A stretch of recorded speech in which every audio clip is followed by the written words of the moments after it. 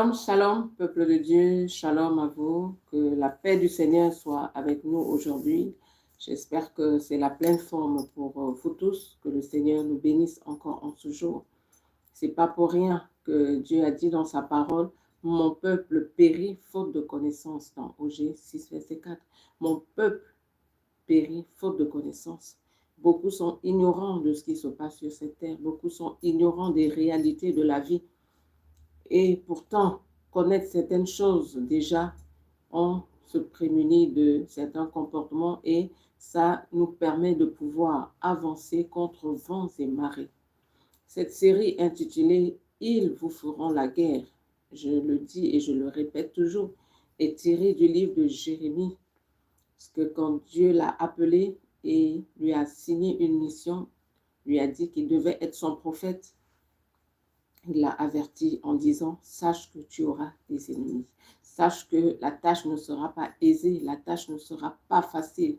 Donc, il faut déjà que tu te prépares mentalement, psychologiquement, tu te prépares de telle sorte que tu ne sois pas ignorant du fait qu'il y aura des ennemis sur ton chemin. De savoir qu'il y aura des personnes qui vont se lever, ils vont contester ton appel, qui vont se lever contre ce que moi je te demande, moi Dieu, de faire. Et c'est comme ça donc que Jérémie était préparé pour la mission que Dieu lui avait assignée. On est en train de voir depuis la dernière vidéo la méchanceté de certains hommes avec l'exemple de Néhémie. Et je te dis qu'on reviendra là-dessus aujourd'hui encore. La méchanceté de certains hommes. Lorsque Néhémie, qui avait été déporté à Babylone, qui servait le roi Artaxerxès, c'est lui qui lui donnait du vin tous les jours.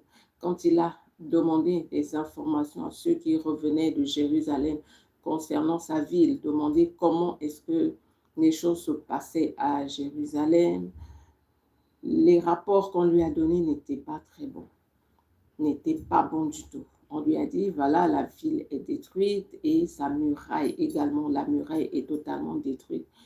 Et le peuple là-bas est malheureux.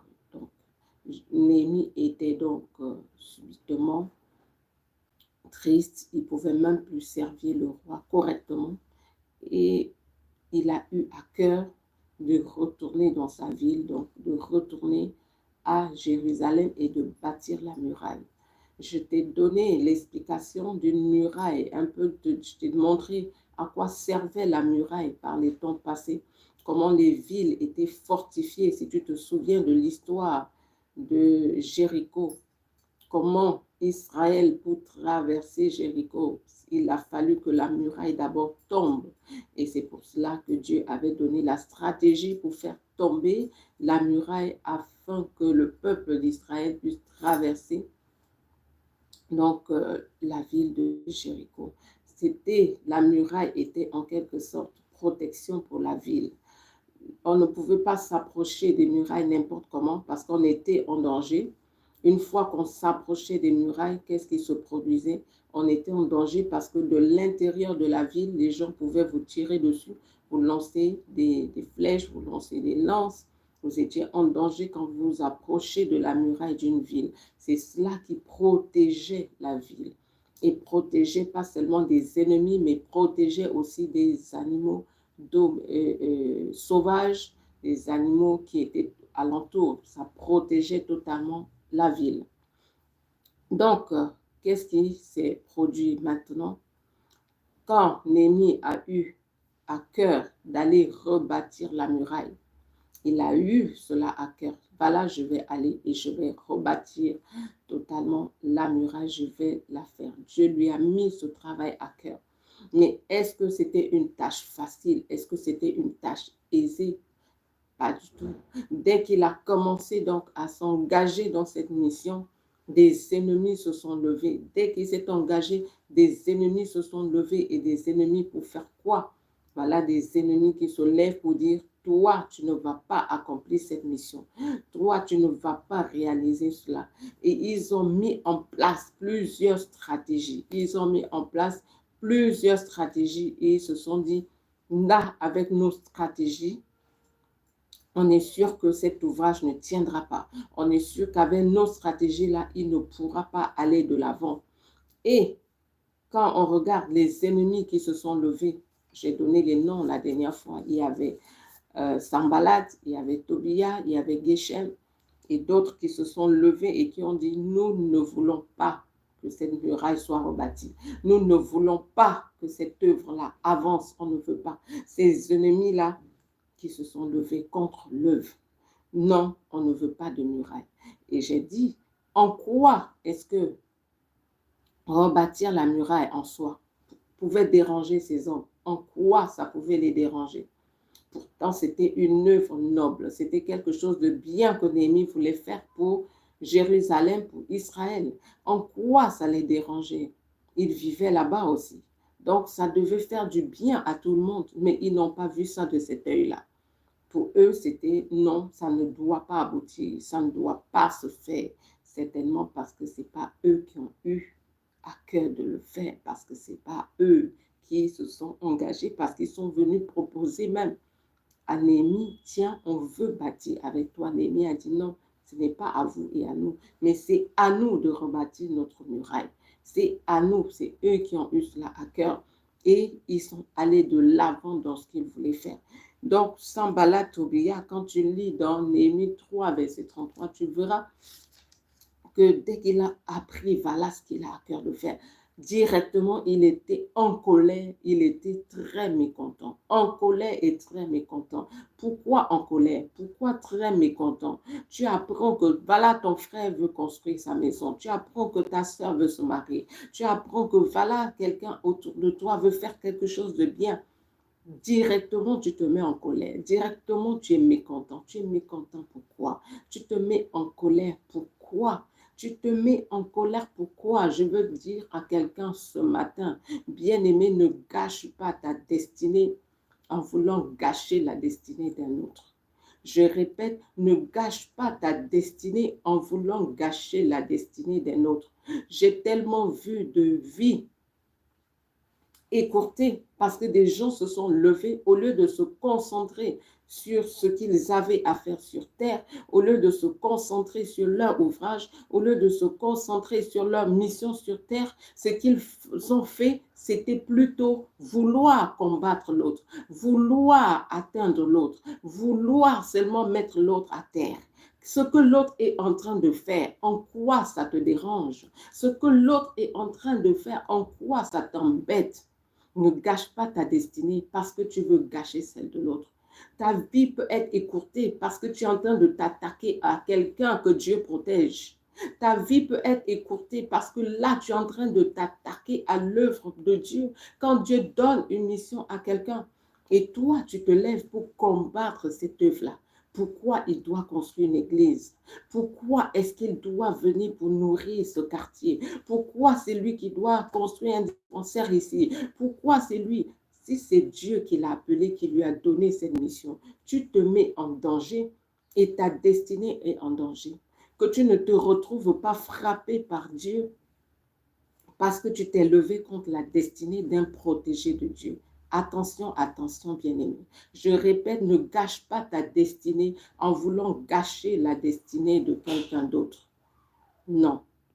Et l'arme que ces ennemis, une des armes qu'ils utilisent le plus, c'est l'arme de la peur, l'arme de la crainte. L'arme de la peur, l'arme de la crainte. Je veux que tu lises avec moi Néhémie chapitre 8, verset 10. Néhémie chapitre 8. Tu vois qu'ils se sont levés et qu'est-ce qu'ils faisaient? Non, c'est plus Néhémie, l'arme de la peur. C'est plutôt, ils se sont levés et qu'est-ce qu'ils ont fait? Vouloir rendre Néhémie et tout le peuple craintif. Ils voulaient rendre seulement Néhémie et tout le peuple craintif, qu'ils commencent à avoir peur. Donc, c'était des menaces à distance. Arrête cet ouvrage, arrête ce que tu es en train de faire parce qu'on ne veut pas de cela ici. Pourquoi tu dois te lever dans ça? Pourquoi tu dois faire cet ouvrage? Ils se sont levés. Non, tu ne dois pas accomplir cette œuvre. Tu ne dois pas accomplir l'arme de la peur. Il voulait rendre le peuple totalement craintif. Il voulait rendre le peuple craintif et pour que l'ouvrage s'arrête. Voilà. Il voulait rendre le peuple craintif pour que l'ouvrage s'arrête. Pourquoi voulait-il rendre le peuple craintif pour que l'ouvrage s'arrête? Aujourd'hui encore, vous voyez des gens utiliser l'arme de la peur. Utiliser l'arme de la peur pour vouloir paralyser ceux qui sont en train de travailler. Pour vouloir paralyser ceux qui ont un ouvrage à faire, à accomplir. Vous voyez des gens utiliser l'arme de la peur. Ah, est-ce que tu sais que si tu fais telle chose, tu peux mourir? Est-ce que tu sais que là, en bâtissant, tu risques d'avoir des problèmes? Si j'avais écouté ce que les Sambalat, les Tobia me disaient, je ne serais pas là en train de prier pour les gens tous les dimanches. Je ne serai pas là en train de faire l'œuvre de Dieu. Je ne serai pas là en train de faire cette vidéo aujourd'hui. Si j'avais écouté les Sambalat, les Tobia, quand j'ai commencé ce ministère, j'ai commencé ce programme, qu'est-ce qu'on ne m'a pas dit? Non, arrête. Non, tu te mets en danger. Non, tu ne peux pas prier pour les gens comme ça. Non, c'est pour cela que tu es souvent malade. Non, c'est pour cela que tu es souvent attaqué. Non, c'est pour cela que c'est pour cela. L'arme de la peur, l'arme de la crainte, juste pour que l'ouvrage s'arrête. Si j'avais écouté certains quand j'ai commencé ces vidéos, je n'aurais jamais poursuivi cet ouvrage. Mais je savais au-dedans de moi que là, Dieu m'a dit que je dois encourager des femmes, encourager des hommes. Je savais au-dedans de moi que là, Dieu a mis en moi un dépôt et que ça, je ne dois pas le garder pour moi. J'étais un peu comme Paul qui disait « Malheur à moi si je n'évangélise ». Dans mon cœur, je savais « Malheur à moi si je ne me lève pas là ». Parce que quelqu'un a besoin d'entendre ce que Dieu m'a mis à cœur. Quelqu'un a besoin d'entendre mon témoignage pour se lever. Parce que je suis passée par des temps horribles. Des temps horribles. Je ne savais pas quoi faire ni où aller. Dieu m'a dit, là tu es passé par un training que tu dois aussi montrer aux autres. Et moi, je vais me taire chez moi parce que j'ai peur, parce que je suis en quelque sorte hypnotisé par les paroles des uns et des autres. J'ai dit non, s'il faut mourir, je vais mourir au combat. S'il faut mourir, je meurs au combat avec l'épée en main.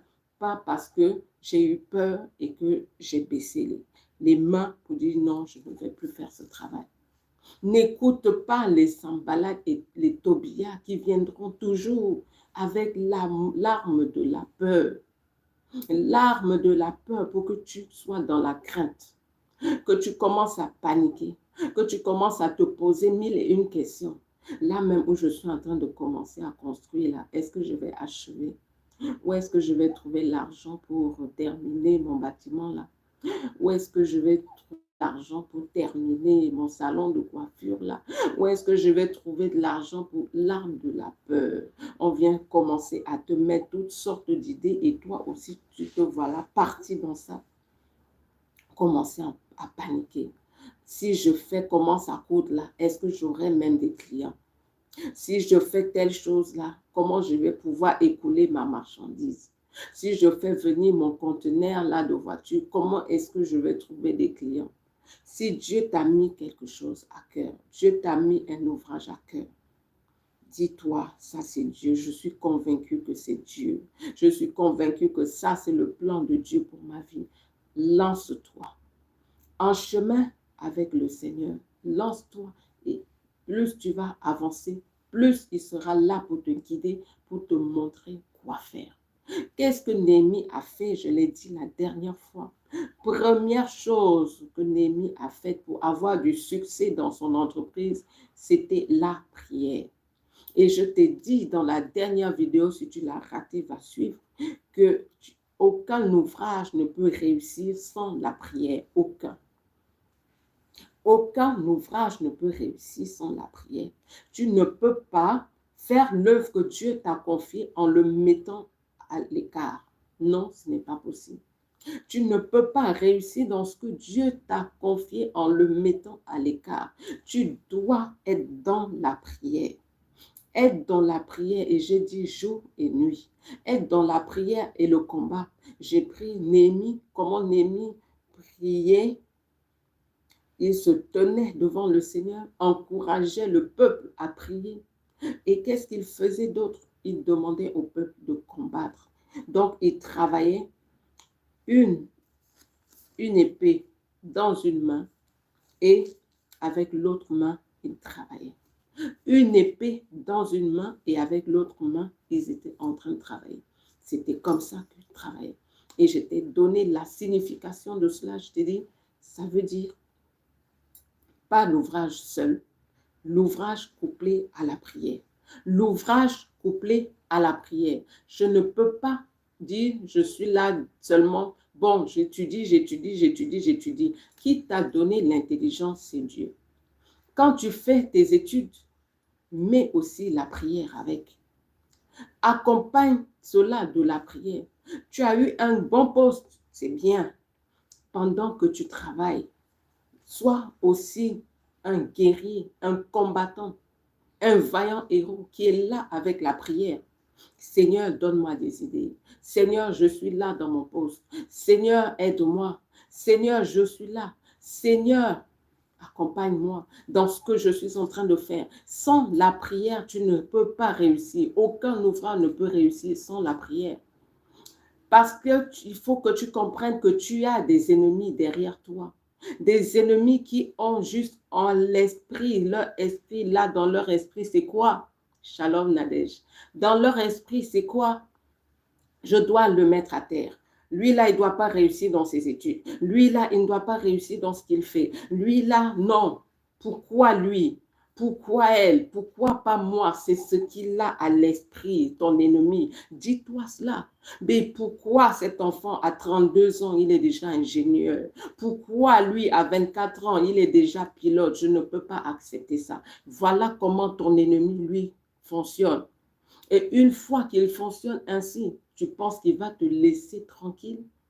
De nos jours, on va dire Sambala, Tobia, ils se sont juste contentés des menaces à distance. De nos jours, les gens vont consulter les marabouts, les sorciers, les féticheurs. C'est non, l'enfant de tel là, pourquoi elle doit se marier? L'enfant de tel, pourquoi elle doit avoir des enfants? L'enfant de tel là, pourquoi est-ce qu'il doit avoir tel diplôme? Il faut que tu aies ça à l'esprit. Et si tu ne pries pas, qui te protège? Si tu n'invoques pas Dieu dans ton ouvrage, penses-tu qu'on va te laisser tranquille? Sans compter ceux qui sont avec toi dans le même travail là et qui se disent non, là, cette personne a trop de succès, je ne peux pas. Pourquoi tous les clients vont seulement dans sa boutique? Pourquoi c'est elle seulement qu'on appelle? Moi, je ne peux pas accepter ça. Et la nuit, pendant que peut-être toi tu dors, on vient verser des choses devant ta boutique. Il y a trop de choses bizarres qui se passent sur cette terre. Je me levais un moment tôt, je vais là, le temps que je prie, le Seigneur me dit, va à ta fenêtre, regarde, va à ta fenêtre, regarde. Je vais à ma fenêtre, je regarde. Vous savez ce que j'ai vu en face de chez moi? Quelqu'un qui était là en plein 4-5 heures du matin qui déféquait en face de chez moi, devant un lampadaire. Vous pensez que quelqu'un de normal peut aller, et j'ai bien regardé la personne, j'étais horrifiée. En même temps, j'avais des nausées avec ce que je voyais, mais je voyais la personne en face, devant une boutique.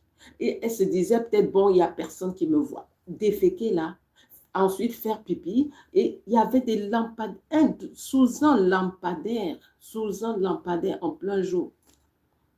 Là, tu te dis, non, personne ne me voit, mais tu fais quoi? Peut-être bloquer la boutique de quelqu'un. Je me suis dit, non, est-ce que ce n'est pas le gardien d'en face? Je regarde bien. Je vois, non, ce n'est pas le gardien d'en face.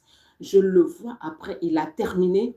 Le voilà qui va un peu plus loin. Ça, je dis, mais non, pourquoi il n'a pas fait ça là-bas? Regarde là où il est entré. Pourquoi il n'a pas fait ça? Si c'était quelqu'un, peut-être, non, en plus, il ne dort pas dans la rue. Il est entré là dans le bâtiment. Pourquoi il n'a pas fait ça devant sa porte? Pourquoi il n'a pas fait ça si... Bon, on peut dire, bon, il est venu faire pipi ici parce que là-bas, il y avait des voitures. Non, tout était dégagé. Donc, tout m'amenait à comprendre que ça, c'est quelque chose de satanique venu faire juste là pour certainement bloquer quelqu'un, certainement nuire à quelqu'un, ou peut-être même faire, je ne sais pas moi. Mais bon, bref, juste pour vous expliquer que ce monde est dangereux. Si tu veux vivre sur cette terre en disant tout le monde est bon, tout le monde est gentil, je ne fais de mal à personne, donc je ne vois pas pourquoi les gens vont m'attaquer, tu es déjà en danger. Je pensais comme ça aussi un mois par le passé. Hein. Ceux qui avertissaient, je trouvais qu'ils exagéraient.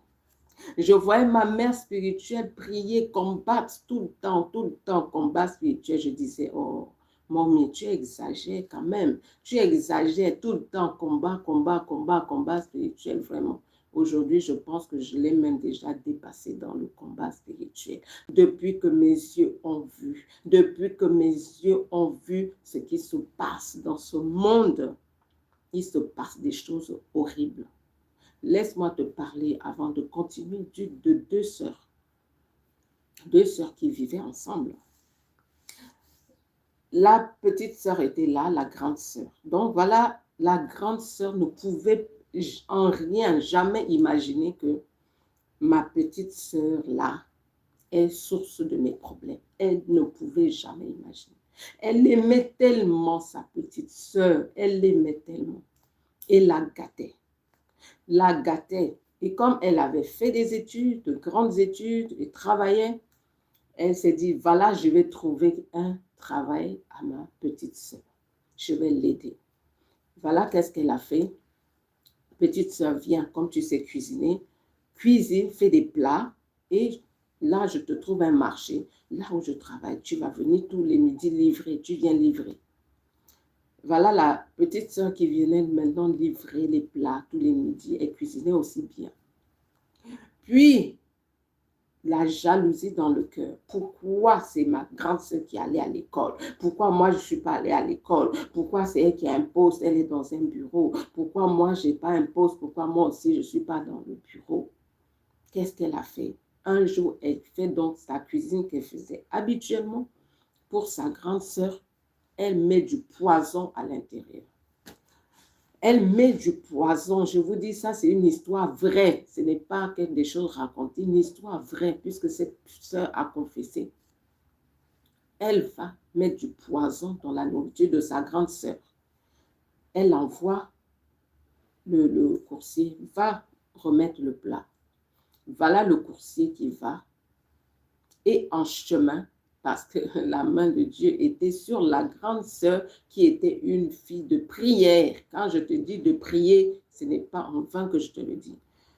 Parce que c'était une fille de prière, voilà le coursier en route qui fait un accident, c'est seulement la nourriture qui tombe et se verse en route. Il rentre à la maison, vraiment, il dit à la dame, vraiment, je suis désolée, en chemin, j'ai eu un accident, tout le plat s'est renversé.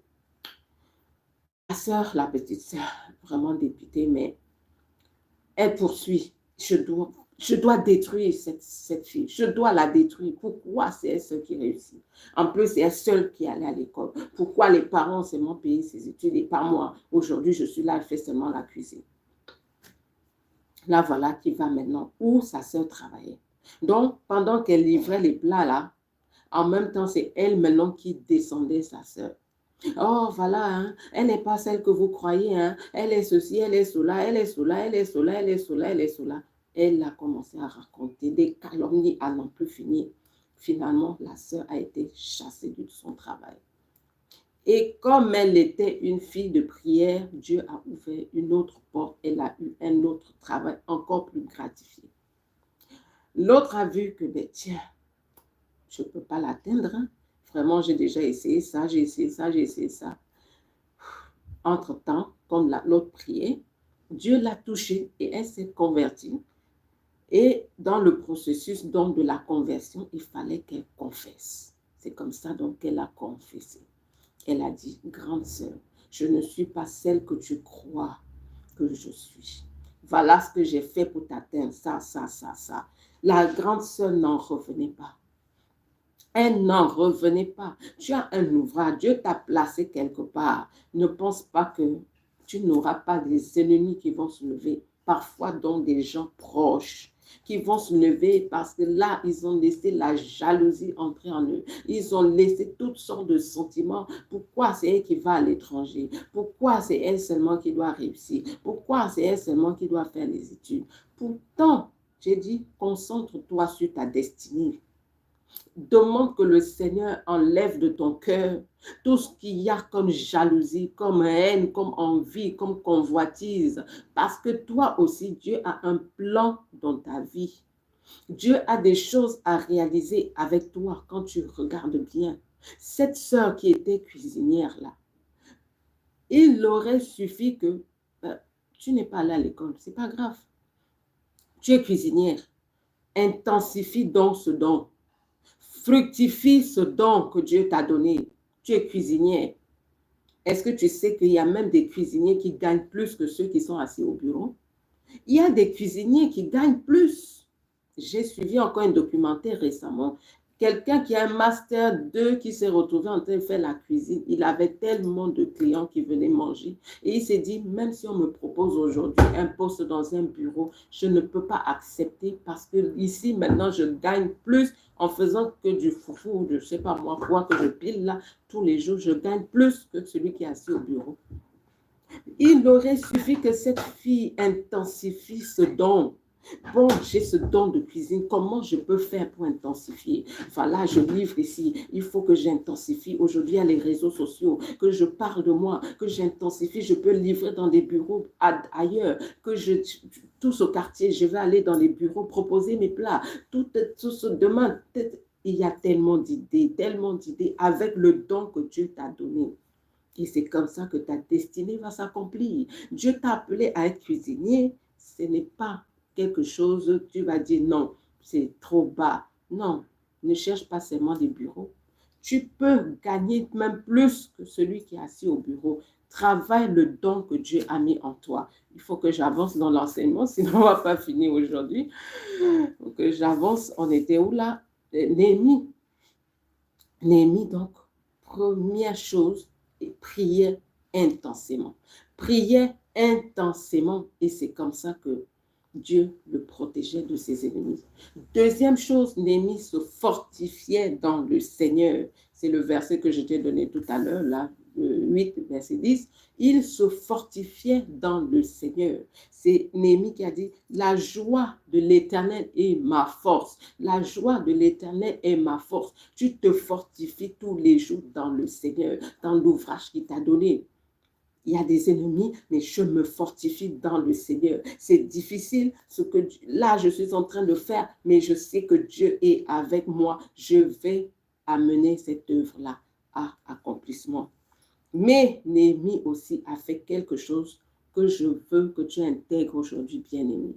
Tu ne peux pas réussir sans la sanctification. Tu ne peux pas réussir sans vivre une vie qui plaît à Dieu. Néhémie, tu lis chapitre 9, qu'est-ce qu'il a fait? C'était la sanctification, la purification. Et pas seulement de lui, mais ceux qui travaillaient aussi avec lui. Ceux qui travaillaient aussi avec lui. Donc, ne pense pas que tu peux réussir dans le péché quand tu es enfant de Dieu. Même si tu as l'impression aujourd'hui que oui, je vis dans le péché, mais je réussis. Je vis dans le péché, mais je gagne beaucoup d'argent.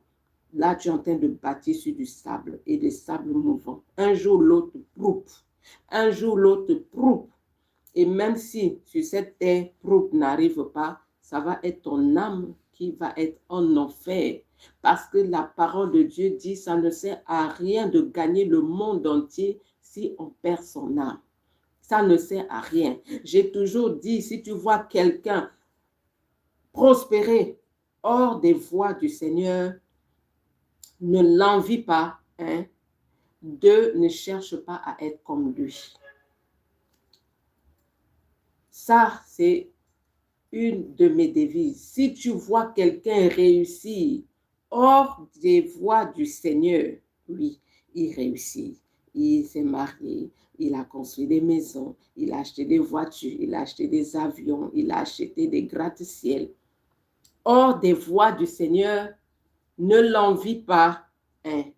2. Ne cherche pas à être comme lui. Ça, c'est bâti sur du sable mouvant. Il n'y a que Dieu qui donne la bénédiction véritable. Il n'y a que Dieu qui donne la bénédiction véritable et cela marche par la sanctification. Éloigne-toi de tout péché conscient, bien-aimé. C'est pour ton bien. Sinon, tes ennemis vont t'atteindre. Sinon, le piège que tes ennemis là ont placé, ça va fonctionner, ça va marcher. J'ai tellement donné de témoignages par rapport à cela. Tellement. Va seulement suivre mes vidéos. Tellement de témoignages. Je ne serais pas en vie aujourd'hui si je m'amusais à vivre n'importe comment. Je me souviens, on m'a lancé le cancer il y a quelques années, peut-être 10 ans. Le cancer. Je me suis retrouvée à la table là quand j'étais en train de faire comment ça s'appelle encore? Le scanner, voilà. J'étais en train de faire le scanner. C'est à ce moment que Dieu m'a dit, tant que tu marcheras dans mes voies, je serai toujours là pour te défendre. Et il m'a dit, je suis là avec toi. Imagine si cette période-là, je m'amusais à dire, bon, attends, je vais un peu aller flirter là-dehors, je vais un peu aller dans l'adultère, je vais mentir, je vais voler, je vais vivre comme je veux. C'est que je ne suis pas là en vie aujourd'hui pour te parler. Tellement j'ai eu des flèches. Le cancer, 5 fois, je vous dis 5 fois. 5 fois pour m'atteindre, 5 fois pour me mettre à terre, 5 fois pour dire, celle-là, il faut qu'elle se taise, qu'elle arrête de parler de son Jésus-là. J'ai dit, je parlerai toujours. Je parlerai toujours. Et c'est comme ça qu'en faisant ce scanner-là, pourtant, tout était là écrit. Oui, voilà, on voit ça. On voit des tumeurs dans le rein, on voit des tumeurs dans tel autre organe, on voit des tumeurs dans tel autre organe. Voilà, c'était le rapport du scanner. Mais me voici aujourd'hui en train de te parler. Il y a de cela peut-être 10-15 ans. Hein? 10-15 ans. Table je ne peux pas oublier ça. Quand je t'en parle, je dis c'est comme si c'était hier. Dieu a dit, tant que tu marcheras dans mes voies, je serai là pour combattre tes ennemis, te défendre. Si tu laisses le péché dans ta vie, tu te mets en danger. C'est là que tes ennemis vont t'atteindre. Tous les pièges qu'ils ont placés devant toi, c'est là que ça va fonctionner parce que tu as ouvert la porte, parce que tu as laissé que l'ennemi vienne t'atteindre. Qu'est-ce que Josué nous dit dans Josué 7, verset 13? Qu'est-ce que Josué dit? Quand le peuple lui a dit, lève-toi, et quand Dieu lui a dit, lève-toi et sanctifie le peuple, il a dit au peuple, sanctifiez-vous pour demain. Ainsi parle l'Éternel, le Dieu d'Israël. L'interdit est au milieu de toi, Israël. Tu ne pourras pas, tiens, écoute bien, bien-aimé, tu ne pourras pas tenir devant tes ennemis tant que vous n'aurez pas écarté l'interdit du milieu de vous. Si tu n'enlèves pas l'interdit de ta vie, tu ne pourras pas tenir devant l'ennemi. Tu ne pourras pas tenir devant l'ennemi. Tu veux terminer ton ouvrage comme Néhémie a terminé son ouvrage. Retire tout interdit de ta vie dès maintenant là. Tiens-toi devant le Seigneur. Quel est cet interdit qui est dans ta vie? Est-ce que c'est la masturbation, c'est la fornication, c'est l'adultère, c'est le mensonge, c'est le vol? Quel est cet interdit-là? Tu sais que ça, ce n'est pas bien. Tu sais que ce n'est pas bien. Ta conscience te le dit jour après jour. Enlève ça de ta vie le plus rapidement possible avant que tes ennemis ne t'atteignent. Parce qu'ils vont toujours mettre des pièges. Ils vont chercher à empêcher que cet ouvrage-là aille jusqu'à la fin. Mais toi, enlève l'interdit afin que Dieu combatte pour toi. Enlève l'interdit si tu veux que Dieu ne se retourne pas pour devenir ton ennemi. Il le dit dans sa parole. S'il voit le péché en toi, il devient ton ennemi s'il voit en toi le péché. Donc, Néhémie a fait ces choses-là. 1, la prière. 2, il s'est fortifié dans le Seigneur. droit, il s'est sanctifié. Et le résultat était là. La muraille a été achevée. Le résultat était là. Les ennemis ont été dans la confusion. Les ennemis ont été dans la honte parce qu'ils ont vu que l'ouvrage s'est achevé. Que tes ennemis demain soient dans la honte en voyant que, tiens, elle s'est finalement mariée. Que tes ennemis soient dans la honte en voyant, ah, elle a finalement accouché. Comment elle a fait? Que tes ennemis soient dans la honte en voyant, oh, finalement, le voilà qui a eu le poste là, mais qui ne t'atteigne pas. Comme ce jeune homme-là, je te parle toujours de lui. Lui, il est arrivé dans un poste, il avait un très bon poste. Il n'a pas vu que j'ai des ennemis. Il avait la vingtaine, bien là, très bon poste, bien payé. Mais enfant de Dieu, mais bon, attends que je laisse un peu le péché dans ma vie. Sa sœur, sa mère l'ont averti. Reviens dans les voies du Seigneur. Oh non, laissez-moi, laissez-moi. En plus, je suis à l'étranger, je suis en Europe. Bon, laissez-moi avec vos choses de Dieu, là, laissez-moi un peu vivre. Et il avait un collègue plus âgé que lui qui a dit, pourquoi c'est lui qui vient, et il est un petit comme ça, qui vient et qui a ce poste-là élevé. Et moi, je suis là dans ce service depuis, et je suis plus âgé que lui, et le boss ne me voit pas, c'est lui que le boss va voir. Il est donc allé voir un féticheur, ce vieux âgé, là. Un féticheur qui lui a remis un truc qu'il a projeté à l'enfant, au pauvre, qui est tombé gravement malade, qui ne pouvait plus tenir, il ne pouvait plus travailler. Sa mère, sa sœur se sont déplacées d'Afrique, allez le voir en Europe. S'il te plaît, reviens dans les voies du Seigneur. S'il te plaît, quand tu étais en Afrique, tu servais Dieu. Tu marchais selon les voies du Seigneur. Reviens tout simplement. Oh, il n'écoutait plus. À un moment, quand tu t'endurcis trop, hein, même si c'est la terre entière qui t'avait dit te parle, là, tu n'écoutes même plus parce que tu es allé trop loin dans l'endurcissement. Donc, si tu m'écoutes aujourd'hui, ne t'endurcis plus. Revois seulement tes voies et reviens dans les voies du Seigneur. Reviens sur le droit chemin. Malheureusement, ce petit-là est décédé comme ça. Malheureusement. Sa mère a prié, sa sœur a prié. Rien n'y fait. Lui-même a ouvert la porte. L'envoûtement du collègue a marché. Le collègue a pris sa place. Lui qui venait pourtant d'avoir son, je ne sais pas moi, Master 2, je ne sais pas trop quoi, lui qui était en Europe, mais malheureusement, je te donne tous ces exemples-là, les témoignages vivants pour que tu comprennes que ce monde des ténèbres-là, il y a des réalités que tu ne dois pas ignorer. Et si tu es enfant de Dieu, marche comme Dieu veut que tu marches. Fortifie-toi dans le Seigneur. Prie et marche dans la sanctification. Et ce que Dieu t'a confié, si tu ne sais pas encore ce que Dieu t'a demandé de faire, tiens-toi devant lui dans la prière. Seigneur, quel est mon appel? Parce que nous tous, nous avons des appels. Nous tous, nous avons des choses à faire sur cette terre. Si c'est un salon de coiffure que Dieu t'a demandé d'ouvrir, tiens-toi devant là. Seigneur, est-ce que c'est toi qui me dis d'ouvrir ce salon de coiffure? Parle-moi, explique-moi, conduis-moi, dans quel quartier? Où est-ce que je dois aller? Concentre-toi sur ton ouvrage. Concentre-toi. Et si tu fais partie de ceux qui ont seulement des yeux rivés sur les destinées des autres, sors de là. Sors, franchement, sors. Ça, ce n'est pas une noble mission, non. Sors de là et ne gâche pas ta destinée parce que tu es en train de vouloir gâcher celle d'un autre. Sors de là. Concentre-toi sur ce que Dieu t'a demandé de faire et tu auras du succès.